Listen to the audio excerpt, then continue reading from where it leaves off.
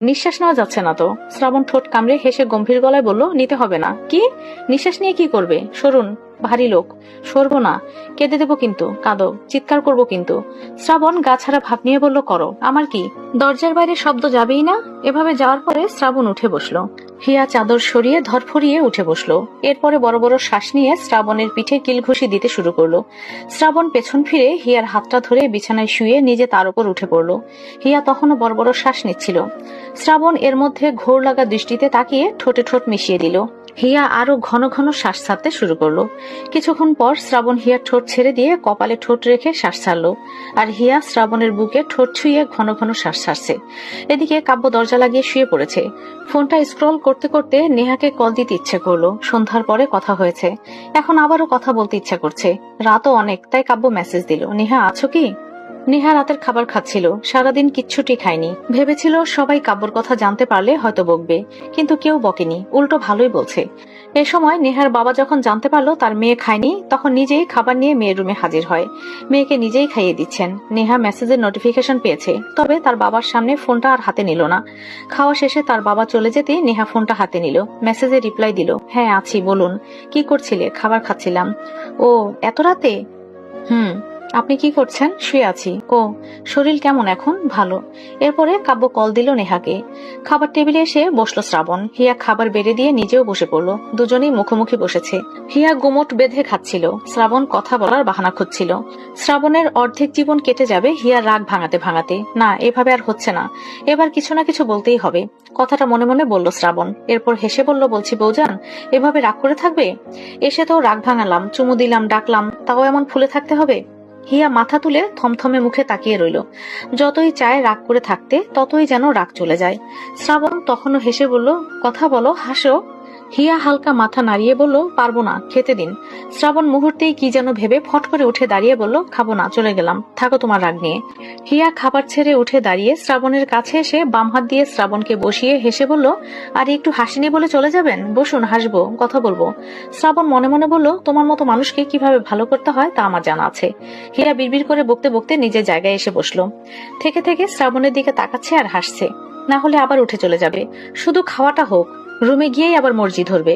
শ্রাবণ খাবার খেয়ে উঠে দাঁড়িয়ে হিয়াকে বলল, বৌজান, যদি ভেবে থাকো আবার মর্জি ধরবে, তাহলে সত্যি সত্যি নাজেহাল অবস্থা করে ছাড়বো। চুপচাপ খেয়ে উপরে আসবে, আমার যেন আর নিচে আসতে না হয়। হিয়া হাসার চেষ্টা করে বলল, ঠিক আছে, আপনি যান, আমি আসছি। কতক্ষণ লাগবে? 15 মিনিট। ঠিক আছে, জাস্ট 15 মিনিট। হিয়া রুমে এসে দেখলো শ্রাবণ লাইট নিভিয়ে শুয়ে পড়েছে, সাথে ফোন স্ক্রল করছে। হিয়া দরজা লাগিয়ে দিয়ে ডিম লাইটের আলোতে দেখে দেখে ওয়াশরুমে চলে গেল। মিনিট 5 পরে বের হয়ে সোজা বিছানায় এসে শুলো। এরপর নিজেও ফোন বের করলো। শ্রাবণ হিয়ার পায়ে খোঁচা দিল। হিয়া ফোন রেখে কাত হয়ে শুলো। শ্রাবণ নিজের ফোনটা রেখে হিয়াকে জ্বালাতন করতে লাগলো। হিয়া শ্রাবণের দিকে ঘুরে বলল, এত খোঁচাখুচি করবেন না তো। শ্রাবণ উঠে বসে জোর গলায় বলল, তুমি যখন করো তখন কিছু না, আর আমি করলেই দোষ। হিয়া বসে এরপরে বলল, আমি কখন করলাম? কেন ভুলে গেলে? ওই দিন রাতে যে জ্বালালে খিদে পেয়েছিল বলে। হিয়া আমতা আমতা করে বলল, ও, ওইটা এমনি খোঁচাখুচি করেছিলাম। তাহলে অস্বীকার করলে কেন? হিয়া বুঝে গেছে ওর মর্জি ধরলেও লাভ হবে না। হিয়া শ্রাবণকে আর কথা বলতে দিল না। খানিকটা জোর খাটিয়ে শ্রাবণকে শুয়ে নিজেও তার বুকের উপর শুলো। শ্রাবণ হতভম্ব হয়ে গেল। সাথে সাথে বলল, তোমার মতলব কি বলো তো? হিয়া শ্রাবণকে জড়িয়ে ধরে অভিমানী কণ্ঠে বলল, আমার কল ধরেননি কেন? একটা কাজে গিয়েছিলাম। কি কাজ? ওই মিরাজের একটা ব্যবস্থা করে এলাম। কি কি করলেন আবার? সকালে থ্রেড দিচ্ছিল, তাই একটু দেখা করে এলাম। হিয়া মনে মনে বলল, আপনি যে কেমন করে দেখা করে এলেন সেটা আমার বোঝা হয়ে গেছে। নিশ্চয়ই আবার মেরেছেন, না হলে অন্য কিছু। শ্রাবণ হিয়াকে চুপচাপ থাকতে দেখে বলল, তুমি কল দিয়েছিলে, আমি দেখেছি। এরপরে ফোনটা গাড়িতে রেখেই চলে গিয়েছিলাম। ও। শ্রাবণ মুখে এক ঝিলিক হাসি ফুটিয়ে বলল, কালকে অফিসে যাব না, তোমাকে নিয়ে ঘুরতে যাব। মিথ্যে বলছেন? সত্যি বলছি। অফিস কি হবে? কালকে এতটা কাজ নেই, তাই যাব না। হিয়া মাথা তুলে বলল, সত্যি? শ্রাবণ হিয়ার মাথা নিজের বুকে ঠেকিয়ে বাঁকা হেসে বলল, সত্যি, কালকে কাজ করব না, শুধু আপনার সাথে খোঁচাখুচি করব। আজ সকালটা একটু অন্যরকম হিয়ার কাছে। প্রতিদিনের মতো আজও একই সময়ে ঘুম ভাঙলো।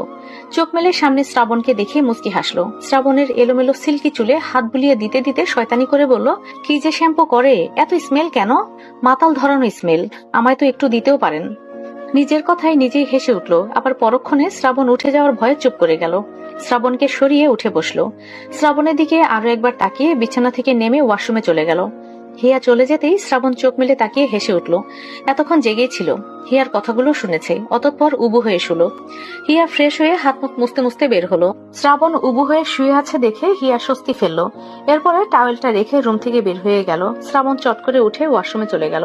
ফ্রেশ হয়ে সেও রুম থেকে বেরিয়ে গেল। হিয়া কিচেনে এসে আজকেও নিজের মতো করে নাস্তা বানাচ্ছে। ফাহিমা বেগম এসেছেন। যখন সে নাস্তা অর্ধেক বানিয়েছে তখন হিয়া আসে।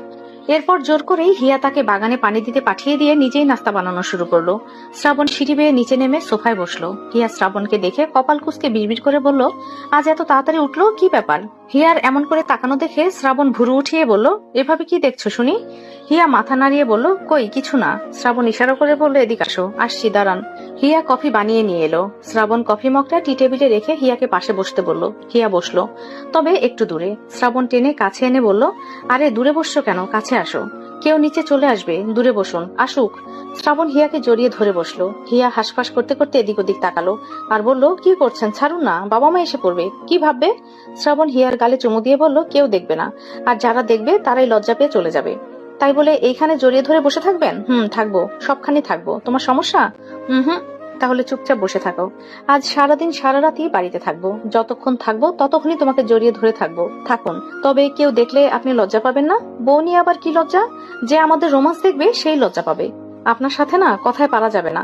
এর একটু পরে কাব্য আস্তে আস্তে সিঁড়ির কাছে এসে দাঁড়ালো। 2 সিঁড়ি নিচে নামার পরে দেখলো তার বড় ভাই আর ভাবি কি সুন্দর করে সময় কাটাচ্ছে। কাব্য আবার ওপরে উঠে এলো। সাবিহা চৌধুরী এগিয়ে এসে বললেন, কি হয়েছে বাবা, চলে আসলে কেন? নিচে যেতে পারছো না? না আম্মু, তেমন কিছু না। তাহলে চলো। না আম্মু, যাবো না, রুমে যাব। ঠিক আছে। সাবিহা চৌধুরী কাব্যকে পাশ কাটিয়ে চলে যেতে চাইলে কাব্য মায়ের হাত ধরে বলল, আম্মু নিচে যেও না এখন। কেন? কাব্য একটু ইতস্ত হয়ে বলল, ভাইয়া আর ভাবি নিচে আছে, এখন যেও না। সাবিহা চৌধুরী বুঝতে পেরে মুচকি হেসে বললেন, ও ঠিক আছে, পরেই যাচ্ছি।